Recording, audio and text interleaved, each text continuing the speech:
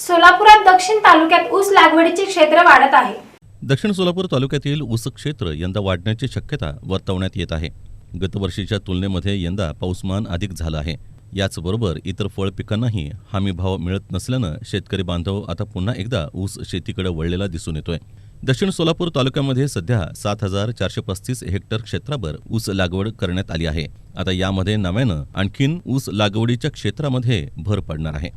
दरम्यान ऊस पिकाला कमीत कमी 2,700 रुपये इतका हमी भाव मिळतोय। ऊस हे इतर पिकाच्या तुलनेमध्ये चिवट पीक असल्यानं रोगाला बळी पडत नाही। यंदा पाऊस लांबल्यामुळं ज्वारीचं क्षेत्र घटलं आहे आणि हरभरा गहू या पिकाचं क्षेत्र वाढलं आहे। यंदा ज्या शेतकऱ्यांनी आपल्या शेतामध्ये कांदा तूर ही पिकं घेतली आहेत ते शेतकरी या क्षेत्रावर ऊस पिकाची लागवड करताना दिसून येत आहेत। ऊस लागवड करताना शेतकरी बांधव 265 या ऊसाच्या वाणाला अधिक पसंती देताना दिसून येत आहेत। या वाणाचा ऊस अधिक जोमदारपणे येतो असा शेतकरी बांधवांचा समज आहे। मी ऊस लागवड करीत आहे।